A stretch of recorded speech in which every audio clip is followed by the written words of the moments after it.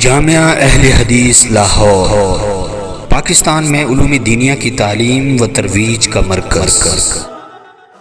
نحمدہ و نصلی علی رسولہ الکریم، اما بعد فاعوذ باللہ من الشیطان الرجیم، بسم اللہ الرحمن الرحیم۔ لقد رضی اللہ عن المؤمنین اذ یبایعونک تحت الشجرۃ فعلم ما فی قلوبہم۔ سامعین کرام، صحابہ کرام رضوان اللہ علیہم اجمعین کا تذکرہ چل رہا تھا۔ ان میں سے سب سے پہلے ہم نے صدیق اکبر رضی اللہ تعالی عنہ کی ذات مبارکہ پر گفتگو کا آغاز کیا تھا۔ آپ اس سے پہلے صدیق اکبر رضی اللہ تعالی عنہ کے متعلق بعض گزارشات سن چکے ہیں۔ صدیق اکبر رضی اللہ تعالی عنہ کا نام عبداللہ بن عثمان بن عمر بن کعب اور آپ کا نسب نامہ 7ویں واسطہ پر جا کر کے رسول اللہ صلی اللہ علیہ وآلہ وسلم کے نسب کے ساتھ ملتا ہے، یعنی 7واں واسطہ مرہ بن کعب ہے۔ صدیق اکبر رضی اللہ تعالی عنہ اور رسول اللہ صلی اللہ علیہ وسلم کا نسب مرہ بن کعب پر جا کر ایک ہو جاتا ہے، اور صدیق اکبر رضی اللہ تعالی عنہ کی پیدائش عام الفیل، یعنی جس سال یمن کے بادشاہ ابرہ نے بیت اللہ پر ہاتھیوں کے ساتھ حملہ آور ہونے کی کوشش کی اور وہ اپنے برے ارادے کے لیے مکہ آیا، تو اس واقعہ کے 2.5 سال بعد آپ مکہ مکرمہ میں پیدا ہوئے، اور آپ کی کنیت ابو بکر تھی۔ ابو بکر کنیت رکھنے کا سبب یہ تھا کہ البکر جوان اونٹ کو کہتے ہیں، تو عربوں میں یہ رواج تھا جو آدمی اونٹوں کے معاملات میں مہارت رکھتا، اس کے پاس اونٹ زیادہ ہوتے تو اس کو ابو بکر کے نام سے پکارا کرتے تھے۔ صدیق اکبر رضی اللہ تعالی عنہ کا خاندان بڑا مالدار تھا، صاحب ثروت تھا، ان کے پاس اونٹوں کی بھی بہتات تھی، اور صدیق اکبر رضی اللہ تعالی عنہ تجارت کے معاملات کو بھی اچھی طرح سمجھتے اور اونٹوں کے معاملات میں بھی خبیر تھے، اونٹوں کے معاملات میں ماہر تھے، اس لیے آپ کی کنیت بھی ابو بکر رکھی گئی۔ اور اسی طرح صدیق اکبر رضی اللہ تعالی عنہ کے نام تو عبداللہ تھا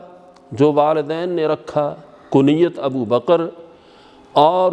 لقب صدیق اکبر رضی اللہ تعالی عنہ کے 2 تھے۔ سب سے پہلا لقب آپ کا عتیق تھا اور دوسرا لقب صدیق تھا، اور یہ دونوں لقب رسول اللہ صلی اللہ علیہ وآلہ وسلم نے صدیق اکبر رضی اللہ تعالی عنہ کے رکھے تھے۔ آپ صدیق اکبر رضی اللہ تعالی عنہ کی خوش نصیبی کا اندازہ اس سے لگا لیں کہ رسول اللہ صلی اللہ علیہ وسلم نے ان کے ایک نہیں خود 2 لقب رکھے ہیں، جیسا کہ عبداللہ بن زبیر رضی اللہ تعالی عنہ اور ام المؤمنین سیدہ عائشہ صدیقہ رضی اللہ تعالی عنہا بیان کرتی ہیں کہ رسول اللہ صلی اللہ علیہ وسلم ایک دن کھلی جگہ پر صحابہ کے ساتھ بیٹھے ہوئے تھے، تو صدیق اکبر رضی اللہ تعالی عنہ تشریف لائے، تو آپ نے انہیں دیکھ کر فرمایا تھا، انت عتیق اللہ من النار فسمی عتیقا، کہ اللہ تعالیٰ نے تجھے آگ سے آزاد کر دیا ہے۔ اس دن سے آپ کا لقب عتیق پڑ گیا۔ اور اسی طرح دوسرا لقب تھا صدیق۔ سیدہ عائشہ صدیقہ رضی اللہ تعالی عنہا ارشاد فرماتی ہیں کہ جب رسول اللہ صلی اللہ علیہ وسلم ہجرت کر کے واپس آئے تو صبح ہجرت کا واقعہ لوگوں کے سامنے بیان کیا، لوگوں نے آپ کا مذاق اڑایا، اور مشرکین میں سے غالباً ابو جہل فوراً صدیق اکبر رضی اللہ تعالی عنہ کے پاس جا کر کے کہتا ہے کہ صدیق تو مجھے یہ بتلا، کیا یہ ممکن ہے کہ کوئی آدمی مکہ سے بیت المقدس تک اور پھر بیت المقدس سے آسمانوں کی سیر کر کے ایک لمحے کے اندر آ جائے؟ تو صدیق اکبر رضی اللہ تعالیٰ عنہ کہنے لگے کہ یہ تو ممکن نہیں۔ تو ابو جہل نے موقع غنیمت جانتے ہوئے یہ بات کہی کہ اے صدیق، وہ آدمی جسے تو نبی مانتا ہے، جسے محمد کہا جاتا ہے، وہ آج یہ دعویٰ کر رہا ہے کہ میں نے تھوڑی ہی دیر میں، چند لمحوں میں یہ سارا سفر طے کیا ہے، اور میں آسمان پر بھی گیا، وہاں کے مناظر بھی دیکھے۔ تو صدیق اکبر رضی اللہ تعالی عنہ نے فوراً اس کی بات سنتے ہوئے کہا تھا کہ اگر رسول اللہ نے یہ بات کہی ہے تو میں اس بات کی تصدیق کرتا ہوں کہ پھر واقعتاً آپ نے یہ سیر کی ہے، اور جس طرح آپ فرما رہے ہیں اسی طرح یہ واقعہ رونما ہوا ہے۔ اس دن سے آپ کا لقب صدیق پڑ گیا، جس کی طرف قرآن مجید میں بھی ہے وصدق بہ، کہ جب رسول اللہ صلی اللہ علیہ وسلم نے بیان کیا تو فوراً صدیق اکبر رضی اللہ تعالی عنہ نے آپ کی تصدیق کر دی۔ اور اسی طرح صدیق اکبر رضی اللہ تعالی عنہ کے متعلق شیعہ حضرات کے مجتہد،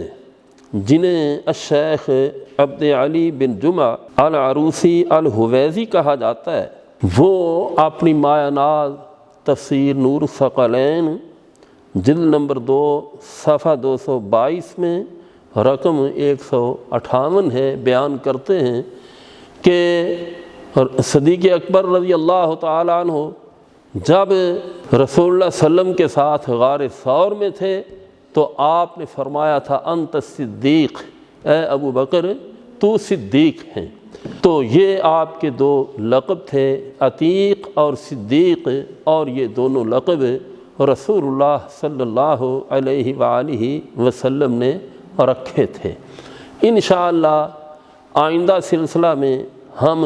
مختصر صدیق اکبر رضی اللہ تعالی عنہ کے دوسرے احوال بیان کریں گے۔ اللہ تعالی ہمیں صحیح طرح عمل پیرا ہونے کی توفیق عطا فرمائے، اور صدیق اکبر رضی اللہ تعالی عنہ کے نقش قدم پر چلنے کی توفیق عطا فرمائے۔ وآخر دعوانا ان الحمد للہ رب العالمین۔